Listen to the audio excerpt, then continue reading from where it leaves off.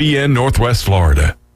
Ben and Deb Collins, owners of Bay Guns and Gear, have been in business since 2010, offering new firearms and accessories with a huge selection available for your hunting needs and personal defense. Turn to Bay Guns and Gear. They have the weapon for you. Discount pricing. And if you can't find what you're looking for, they'll special order it for you. Bay Guns and Gear, across from Grease Pro at 3115 Highway 77. Visit their website, baygunsandgear.com. Hope you enjoyed your meal. And I just want to say, he's lucky to have a brother like you. Lucky? Caring for my brother is far from easy. Waking up every day, lifting him from the bed to the wheelchair to the car to get him to therapy on time.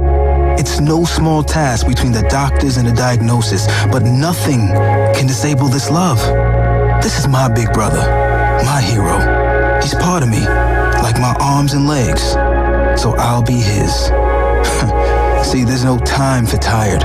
This starts again tomorrow. He'll be waiting for me. I wake up for him. I know he needs me, but I'm the lucky one, even though I need help now and then.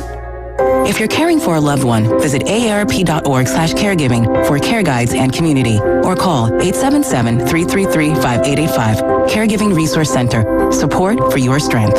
Brought to you by AARP and the Ad Council. Hey, is that a faucet running? Nope, that's not a faucet. That's a river rushing through the forest. It is? Yeah, forest rivers provide over 100 million people with clean water to drink. The water comes straight from the forest to us. In fact... What? I can't hear you because of the vacuum. That's not a vacuum. That's the trees in the forest cleaning up the air we breathe. How do trees clean the air? They soak up the dirty air on their leaves, branches, and trunks, which means clean air for us. Cool. I didn't know that. Yep, but the forest does more than give us clean air and water. It gives us shade for hot days, birds to listen to, and trees to climb. Wow, that's awesome. I didn't know how cool the forest could be. Hey, let's go explore some more. Visit the forest today and enjoy all it does just for you. To learn more about the forest and find one near you, go to discovertheforest.org. Brought to you by the U.S. Forest Service and the Ad Council. WGSX Lynn Haven, WTOT, W271DM Mariana, WPLQ Port St. Joe, powered by Pepsi, ESPN Northwest Florida. Welcome to the house. It's time for the Afternoon Underdogs. It's happening. Wow. It's on right now. Opinionated and unfiltered. The hot takes, the rants, and the sports talk you crave. Give it to me. ESPN Northwest Florida.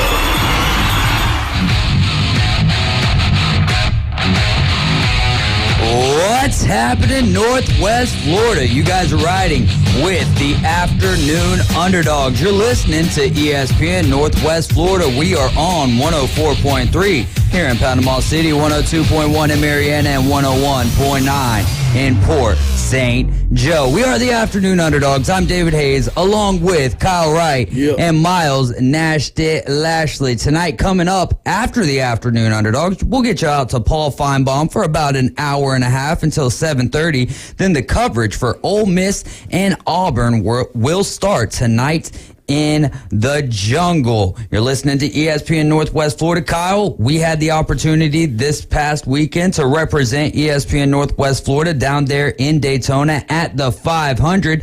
Tell me some of the things that you took away from that amazing experience. First of all, if you ever get an opportunity to do it, I highly recommend the way we did it. We went Saturday, and we kind of went and checked out the track, kind of figured out how we were going to be able to do things. And that was honestly the best thing that we could have done to start off that whole weekend, because we were able to figure out where we're going to park, where we can go, where we can't go. And we got all that done Saturday, so that when we got there Sunday, it was just an all-out fun experience. I mean, man, the celebrities were in full force, right? I mean, from athletes to Pete Davidson to superstars, everywhere, man. So it was a lot of good. It was a lot of fun. I have a 4-year-old, so one of the kids YouTubers, Blippi, was one of the first people that we saw there on Sunday. That was really cool. Ran into Florida State head coach Mike Norvell, Charlotte Flair, We were 5 feet from Brandon Marshall. You got a fist bump from Larry Fitzgerald. Yes, sir. Everything from top to bottom was just surreal about the weekend, and that's before we even talk about the race itself, which we watched from behind Denny Hamlin, from behind Bubba Wallace, from behind Chase Elliott, and so many more, Austin Dillon. What a surreal experience. No doubt about it. And your dad being a big Bill Elliott fan, we spent some time behind Chase Elliott quite a few times. And the last time that we walked away from him and did our walk down pit road, while they were making left turns, we were continuously making right turns. We would start at one end of the pit road and just walk down, sometimes take a break, sometimes just go grab a water or something, and then boom, all over again. But the final time that we walked away from Chase Elliott's pit crew, he got in a big wreck, and that was actually one of the coolest things about it is after a car gets wrecked, they take it over to the garages, and we're privy to be able to see what they're working on, how the cars are looking. It's just, you talk about behind the scenes and being there when they're introducing the drivers and all of the owners. I was talking Monday about just how different the level of money, how people look, that like you see a celebrity, you're like, okay, like, I can sense it. You see an owner walk by and it's like, okay, yeah. You definitely got some money. That guy's got money. I think there was more than one occasion where we had somebody standing in front of us and we're like, okay, yeah, this dude's somebody, because they would be surrounded. And then of course you would have like Pete Davidson had a whole entourage with him, and isn't it wild? Like Larry Fitzgerald had 2 people with him. Yeah. Pete Davidson has a whole entourage around him. Charlotte Flair even. I think she only had maybe She had one person, and I think that may have been the media rep for NASCAR. Yeah, so it was a ton of fun. The race was amazing. I mean, we talk about hockey, and it's like, okay, maybe you don't like to watch it on the television. But when you go to an event live, it changes your entire perspective on that particular sport. And it's the same way with NASCAR. Even though I liked it before, now it's like, golly, man, the respect that you gain for the pit crews. I already loved, that was one of my favorite parts of NASCAR, but seeing that up close and personal, it's, wow, what in the world? How are they that fast? Also, getting on the track and walking up, not ever really realizing, like, you always kind of knew it was on a little bit of an incline, but dude, there were parts of that track that you would only be able to get up on hands and knees. Yeah. It was unbelievable. I was talking about some of the people that we got to watch, which that might be the best part of Daytona 500. It's like sitting in the old Panama City Mall and doing a little people watching. That might have been one of the best parts of Daytona, because you've got so many different types of people. But when they're on the track, you've got some people whose ankles aren't as strong as what they might have used to have been, and they're struggling to get down, struggling to get up. But even more so, going up is one thing. Yeah. But when you're trying to get down that thing, totally different story. Controlling that momentum, man. We were just kind of playing, we were pretty much placing Vegas odds here. Is she going down? Is he going down? Yeah. And I think one thing that I noticed, I don't want to say I noticed it, but when Dierks Bentley was playing, I realized that I just like being around people that are happy. You know what I'm saying? Like, it brings a smile to your face. Like, we had this one, she was probably like 4 or 5 years old. She was sitting on her dad's shoulders, and she was singing along with Dierks Bentley. And it's like, man, that is so cool at this age. Like, just the joy, the innocent joy that she's experiencing right now. Shout out to Dierks Bentley, too. I mean, he put on a hell of a pre-show, pre-race concert. He sounded really good. That's just completely off track from sports and everything for a second. That's what I do love about country music, is that 9 times out of 10 they sound really good live. Yeah, Dirk sounded phenomenal live, no doubt about that. Anything else from Daytona? I mean, it was just, if you ever have a chance, go. I mean, even if obviously we were very privileged and very blessed to be able to go in the capacity that we did, but I'm thinking of just like being up in the stands and seeing the Thunderbirds show before everything went down, and the flyover, and just, dude, I'm going to tell you that there's no way I'm going to ever hear the same after that experience this weekend.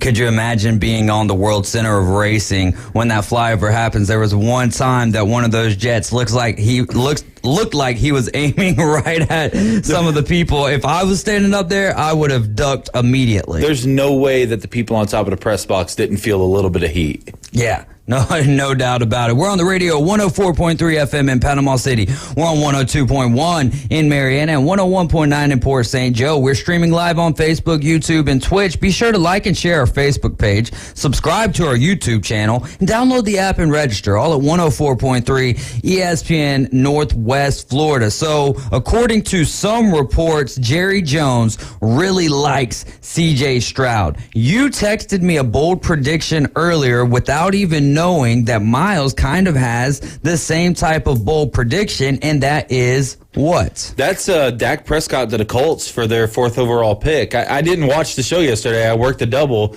but apparently, Miles, you said the same thing? Yeah, I brought it up. I can see that happening if they want to move off Dak. He hasn't done anything for them. But you know how Jerry Jones is. It would be very surprising if they did do that. But, the Colts are a team that should go after somebody, get a franchise guy like they have not had the past 3-4 years. Skip Bayless wants them to trade with Green Bay to bring Aaron Rodgers to Dallas. It would be a reunion with Mike McCarthy. It could be interesting. Is Aaron Rodgers a guy that could get the Cowboys over the hump? I don't know, man. I just think, looking at the football IQ that Tony Romo has, and he was a decent quarterback, and Dak Prescott's not a bad quarterback. I don't know if there is somebody that's going to be able to get Dallas over that hump as long as Jerry Jones is in control. Yeah. I think he thinks too much with his emotions, and I'm cool with it. I'm a Dallas hater, just like 98% of the country, right? So the longer Dallas is bad, the better. But I just think that roster's way too talented, especially defensively, to be as bad as they have been. I think the only quarterback you can put on the Cowboys and say they have a chance is Patrick Mahomes. The only quarterback. The only quarterback that you can say right now will get them over the hump. Right now, this upcoming season. What about Tom Brady? Let's say he comes out of retirement and goes to the Cowboys. Nope, not at this age. Not at this age. So just all of a sudden, the man has a great year last year, and the team around him just wasn't doing so well, and there's no way he could bring the Cowboys over the hump. I can agree with that slightly, but at the end of the day, I think anytime Tom Brady goes to a new place, he's going to win a Super Bowl. The bad thing about that for Brady would be what Zeke averaged less than 4 yards a carry. And they got to keep Tony Pollard. Yeah, well, and Pollard, even if they do keep him, he's going to be out of a couple games. He tore his ACL so late, so...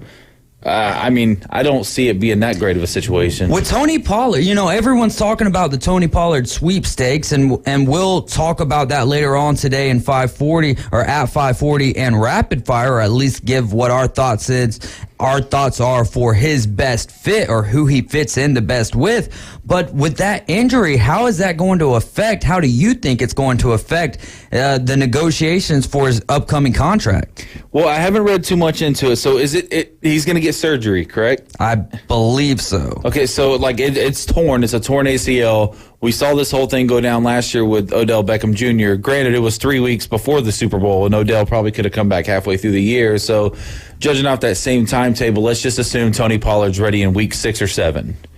He already had the surgery. It was tightrope surgery, the Tua surgery. Okay, so he actually probably won't miss that much time. Right. So he might be ready to go opening day, so that changes the whole thing. Because it wasn't an ACL, it was a left fibula and ankle sprain. Okay, so I thought, well, there you go. I'm just misinformed. I don't think Tua's had any problems with his ankle since then. He had tightrope surgery done to both of them. They're a little bit more north. Yeah, I don't think he's been on the field long enough for his tightrope to bother him. Oh, man, I hate that. The Dolphins got a lot of things to iron out as well. With Aaron Rodgers talking about that, I want to stick here for Dak real quick. I can't see the Cowboys trading him to the Colts.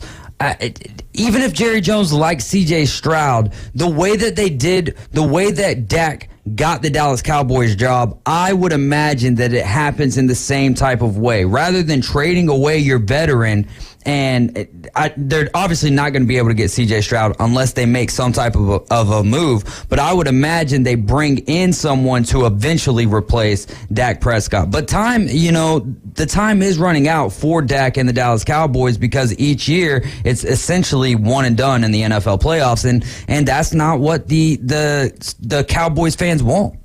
Richard Baudon commented on the Facebook Live, which he was the winner, right? Yeah. We tried to make our way over there. It was just chaos. The tram lines were so long, and then I didn't have any service in there, so I wasn't able to really communicate with anyone. So we would have just went over to the other side and really never been able to find our way over to him. No, I had a buddy like probably about 50, 60 feet from us at all times that I never could find just because we couldn't get a message through. But he said you guys, his first Daytona 500 experience was similar to ours, except being in media. And it's funny because I'm not 100% sure we were in his media. As weird as that was, I don't know if that's a story that we should tell on the air, but it was really weird. It doesn't necessarily... it's not a bad story. Yeah, it's not. I mean, you had a victory lane pass, but you can, per station, you can only get one victory lane pass or per media outlet, essentially. And they had Travis Pastrana, we were hearing when we went into the media center, or not the media center, wherever we got our media passes from, or our central passes from, they were talking about Travis Pastrana just continuously each day asking if this guy could get into victory lane and whatnot. So, hey, technically not media, but we were still allowed in the media center. So until the last time? Yeah, well, no. We were still allowed in, right? Yeah, so it all worked out just exactly how it needed to, and it was a great time. I'm glad Richard had a fantastic time. He was representing ESPN Northwest Florida. We need to get him on the line one of these days and talk about that. Glad he had a great experience, though, and man, and I saw some videos that he shot from his seats. Yeah. Very nice seats, dude. I want to say he was maybe 2 or 3 rows up. Oh, man, that's awesome. I mean, he was closer than we were. We just got the pit crew experience, right? I mean, that was, man, I would do it again. Oh, and 100 times over. We probably will apply to do it again. 100 times over, no doubt about it. So Aaron Rodgers... he's going to walk out into the light this week. Miles, any update as if he has hit the light? Has he seen the light? Not that I know of. I'm just ready for the Pat McAfee show next Tuesday. I think it's going to be awesome. And all the stuff that's come out about Aaron Rodgers the past 2 weeks he's been in there. I'm ready to see what he has to say about it all. Somebody came out today and said, on ESPN, I forgot who it was, but they pretty much said there's a close source that said the Packers are going to keep Rodgers. And Rodgers was on Pat McAfee the last time they had it 2 weeks ago, pretty much saying nobody knows anything about me except for me. What a nutcase, man. A nutcase that I would love to have in South Beach, by the way. I think he's going to get traded, man. I think he's going to ask for a very specific trade.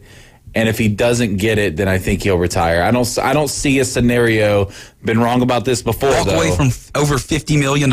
I mean, I think so, man. I mean, that's what else do you do coming out of a darkness retreat? You don't ever.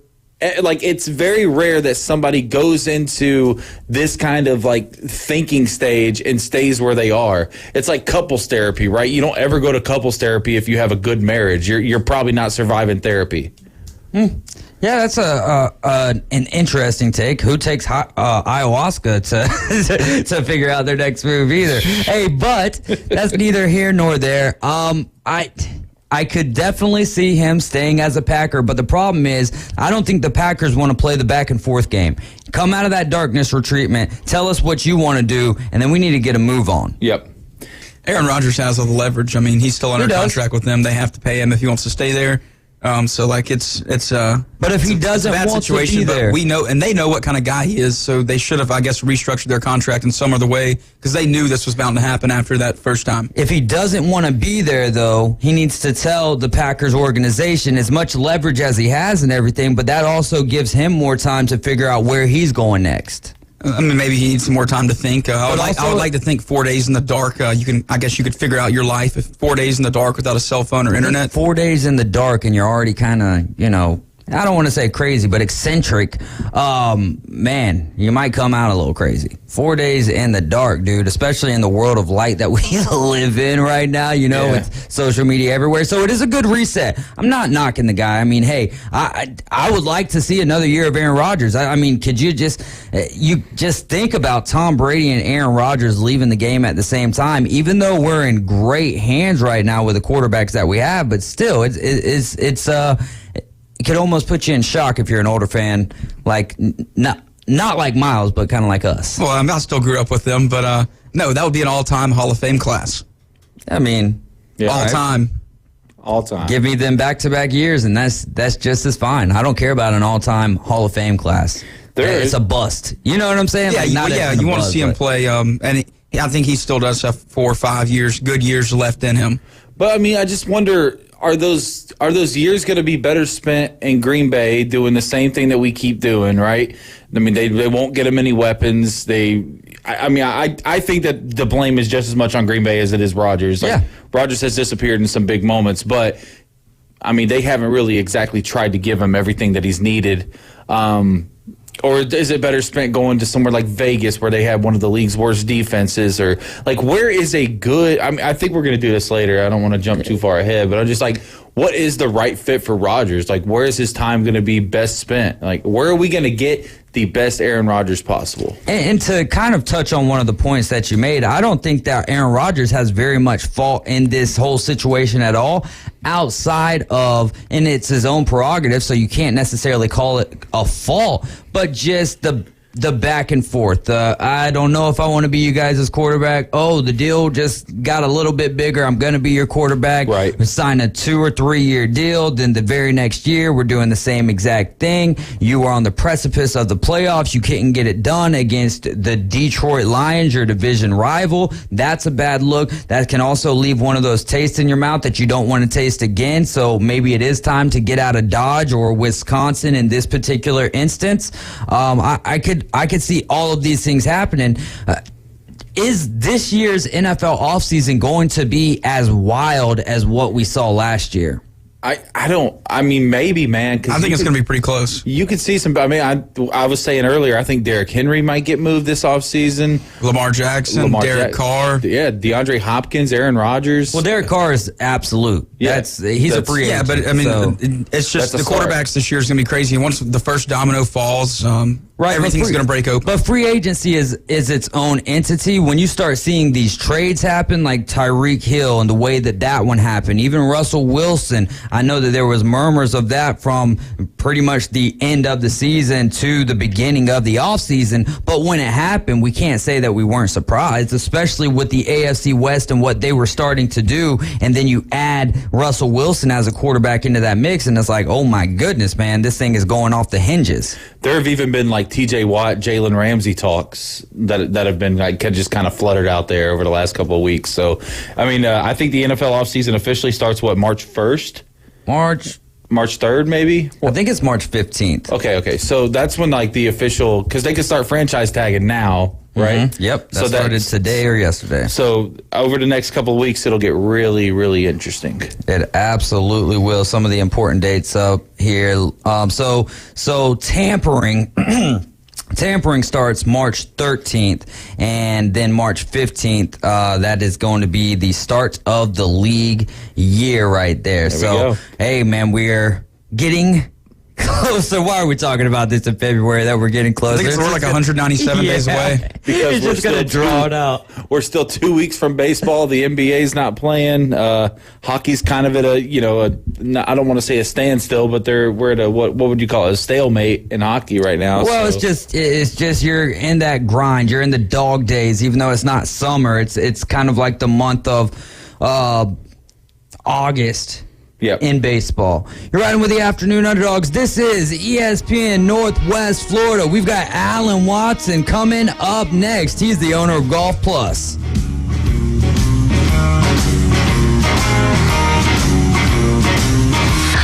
ESPN Northwest Florida presents the Race to Daytona. Mr. Richard Bodon, you are now on the clock. You need to be here in 4 seconds. Miles, what you got for me, man? He's on the line. Are you ready? Yeah. 3 seconds. No. nailed it. Look, I put up 3 fingers. You're headed to Daytona, my man. Tell me how excited you are right now. Real excited, man. Thank you so much. Play the Race to Daytona and ESPN Northwest Florida. Thank you. My forecast for this afternoon, a mix of sun and clouds, gusty south winds, and the temperatures will be in the mid-70s or so this afternoon. Mostly cloudy, light breezes in the mid-60s overnight with patches of fog. The morning fog will lift and dissipate Thursday and Friday. A mix of sun and clouds each day in the mid-to-upper 70s. This weather forecast has been brought to you by Ellis Agency Insurance. For ESPN Northwest Florida, I'm meteorologist Tim Root. It's a new year to dream big and drive bigger in an SUV from Bill Bird Kia. Take the first step toward your next adventure and stop by Bill Bird Kia today. You'll find the perfect match in an SUV from Bill Bird Kia, now offering 3.25% APR for up to 48 months on the purchase of a new 2023 Kia Sorento. You'll get the perfect balance of comfort, safety, and technology. Bill Bird Kia is the home of the 20-year, 200,000-mile warranty. Stop by and see us anytime at 2435 East 15th Street and also online at BillBirdKia.com. We'll treat you like family and give you the peace of mind you can trust. Offer from Kia Finance for the purchase of a new 2023 Kia Sorento with $22.22 per month per $1,000 financed at 48 months. Quantities limited. No down payment required. Cannot be combined with other finance offers. The 20-year, 200,000-mile warranty is a Bill Bird Kia warranty. See dealer for complete details. Offer for well-qualified buyers. Must take delivery from dealer stock through 2/28/23. Now back to the most dangerous afternoon show on terrestrial radio. It's dangerous. It's illegal in 5 states. The Afternoon Underdogs. 104.3 ESPN Northwest Florida.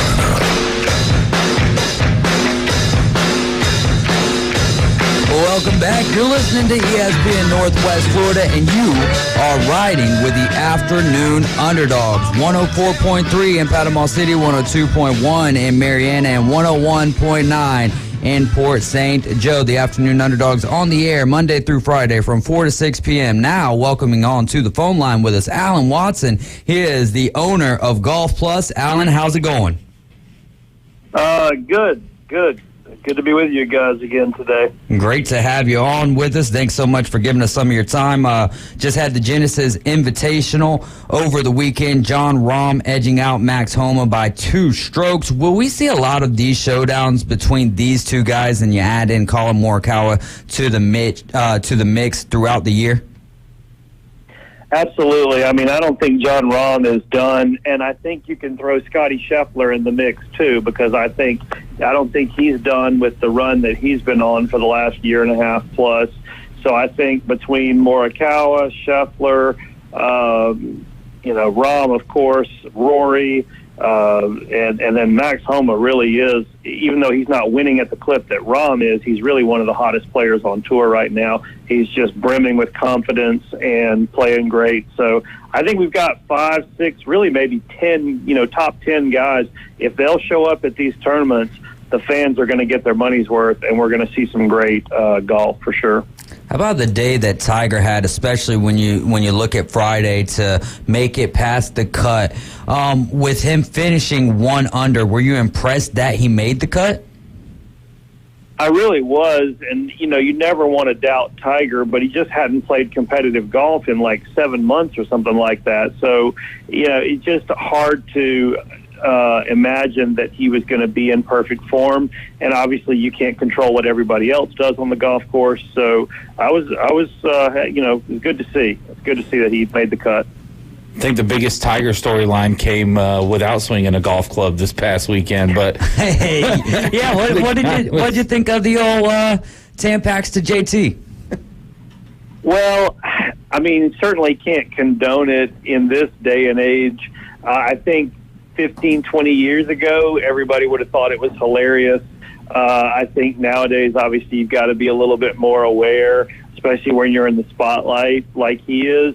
I mean, if you want to break it down to the base of it, it's just a prank, right? It's just a joke. I outdrove you. Here you go. But unfortunately, nowadays, obviously, people dig a lot deeper, and they try to, obviously, they want to make something out of it, and, it's like, oh, he's insinuating that he's a girl, and girls are the weaker sex, and this, that, and the other, and it's like, maybe we don't need to dig that deep. Maybe it's just a couple of guys ribbing each other. So, it's kind of a shame. I understand why some people are upset, but yeah, I think had it just been between the two of them, it's just no big deal, Do you think that the PGA will follow up with any type of punishment at all? No, I don't think there'll be any punishment. I mean, I'm sure that there might be a comment to Tiger from Jay Monahan or somebody else at some point, but I don't think they're going to go out of their way to make a phone call or really bother him about it, because I think he's already seen the backlash and he already understands, so it's kind of one of those like, all right, the punishment's already been dealt out in the public forum in this case, and since it wasn't anything truly harmful or detrimental to the game, I don't think there's a rule that he violated where he's going to get fined. I don't think he actually violated any rules other than maybe just bad taste in some people's opinions. Hey, Alan. So I'm following Max Homa pretty good this year. I want to know, can you hear me? Yeah. All right, sweet. I want to know if you think that he came in second this week so he doesn't get too hot too early and he can make a good run at the Masters. That's such a Miles question. Well, that's a Miles question for sure. I don't think that these guys ever pull any punches. I think they're 100% out there to step on each other's throats every week. I'm sure he's angry at himself. And he didn't play bad, so it's not like he made a whole bunch of errors.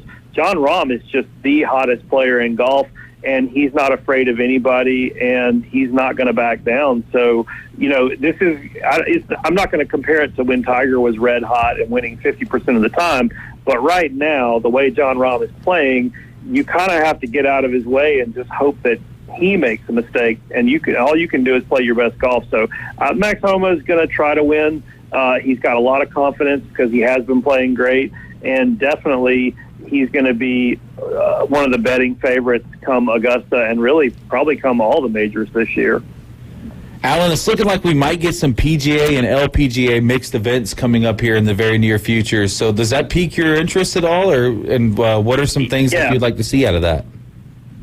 Absolutely. I saw that today. I've been saying that on this program for 2 years now. I've been saying, when are we going to start mixing the LPGA and the PGA? We need to do that for just the good of the game as a whole.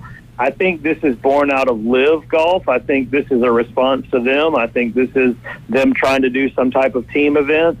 And, whatever format they choose for it, I think will be fine. I think it'll be good for the kids, especially young girls, to go out and see. And also just for the respect of everybody to be able to get to see and respect the way that these ladies play on the LPGA Tour. So I'm super excited for it. I think that if it goes well, maybe they can do it a couple of times a year. The problem is just timing. There's so many events on the PGA Tour that it's just going to be hard to find time to make this happen more than maybe once a year, You're listening to ESPN Northwest Florida. We're on the line with the owner of Golf Plus, Alan Watson. What is Alan Watson more likely to watch this weekend, the Live Tournament or Full Swing, the Netflix golf documentary?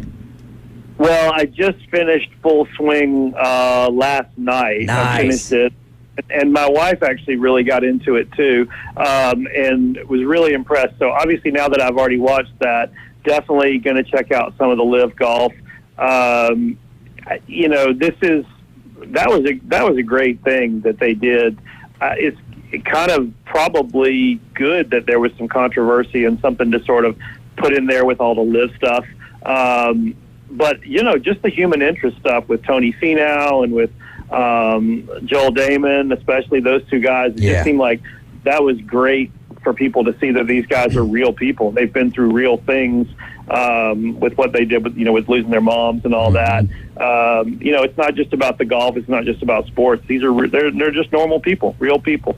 What do you think of the mentality that Joel Damon has where, it's not that he lacks confidence, but someone's got to finish 70th at tournaments. Is that a bad thing for a golfer, especially when the game is so mental, or is that just, keeping it real? I think that's keeping it real. I mean, the realistic expectation back when Tiger was in his prime, David Duval was the first one to say it on air, but everybody else was thinking it. He was like, hey, we're all going into these tournaments just trying to figure out who's going to finish in second place, because they knew that Tiger was just tearing up the tour. So I think Joel Damon's kind of in a similar place where he knows that he's not a Rory McIlroy, a Jon Rahm, a JT or a Jordan Spieth or whatever. He knows that, and he knows kind of his place, if you want to say it like that. I mean, could he be a top 25 guy? Sure. Could he have a couple of good years? Sure. But ideally, his career is going to be that journeyman career where he makes a good living, plays some good golf, peaks here and there, but he's not going to threaten to win 5 majors in his career and 15 tournaments. It's probably just not in the cards for him, and he knows that. But, hey, man, if I can go out and make several $1 million a year hitting the golf ball, I would do it too. I love the relationship that he has with his caddy as well. I'm about halfway through the documentary, so I haven't finished it entirely, but just seeing a guy like Joel Damon, and now that's a guy I want to keep my eye on throughout his career, especially this year. Who are some other pros that you would like to see for season 2 of the documentary? So maybe some little known, or not as well known as some of the top dogs on the tour. I think what would be interesting would be if they follow some of the guys who have legacy on the tour. So, like you look at Bill Haas, his dad Jay Haas was on the tour for years and was really a well-known player. Sort of, in other words, kind of going into the angle of living in the shadow of. I'm playing on the PGA Tour. My dad played on the tour, and that's a big. It's big shoes to fill kind of thing. So I think it'd be interesting to see some of those guys who maybe have legacy. Also, I'd like to learn more about some of these foreign players, because one of the last episodes, or maybe it was the last episode, they're following Mito, who is from Chile. And it was really interesting seeing him and Joaquin, because they're both from Chile. And you just you're learning about these people that, I mean, honestly, if you think about it, how many guys are really from other places? There's a ton. It's like half the tour is from other countries. So I think that would be something that I would like to see as well, some of these guys that are from other parts of the world, Absolutely. So we got the PGA National in Palm Beach coming up this weekend. Who do you like and why? This one's a tough one because you don't have a lot of the top players there. This is kind of a week off for a lot of the top players. They're coming from the West Coast with the Genesis, which is obviously Tiger's event. So a lot of them are not going to go all the way back to Florida, or if they go back to Florida, it's just to practice and kind of tune up for the next event. So you don't have quite the star power at this tournament. So it could be somebody maybe that hasn't won in a while. You've got players like Bill Haas that I already mentioned. He's going to be there. You've got Jonathan Vegas that hasn't done anything in a long time, but still a great player. This one's really tough to handicap because you just do not have the star power where you could just pick out and say, like, oh, Jordan Spieth's going to be there, or who, because he's not, or Jon Rahm. So, yeah, I'm going to go out there and say whoever you pick is going to be a dark horse, because the whole field is nothing but dark horses this week. Alan, I just kind of want to add to that and just talk about Tiger for a second, because I think it's weird that, he plays so well in Sawgrass, which is coming up here in a couple weeks, but he's taken off until the Masters. Do you like that strategy? I know he's got the health issues, but I don't know if I love it. So I want to hear your thoughts on it. I think he definitely needs to get out and see. I know he said it's not the swing, it's the back, right, and the legs, and it's the walking all those days. That's what's kind of getting him. So I feel like he'd be better off to go out and at least give it one more full go before the Masters. But if you've ever been to Augusta, I can tell you it's extremely hilly. It's going to take everything he's got physically to walk around that course. And so maybe he's just saving himself and trying to get in as much rest before the Masters. But yeah, I'm with you. I mean, I would love to see him play at TPC. It's certainly a golf course that he could win at. And the fans would love to see him as well. And it's not too far from where he lives, so it's not like a stretch to get from Jupiter to Ponte Vedra. Hey, Alan, so I'm in the market for some new wedges right now. Is the best way to kind of figure out what degree wedges you need, start with your pitching wedge, see how far you hit that, then kind of work your way down yardage-wise? Yeah, that's generally where we start. We'll look at the loft on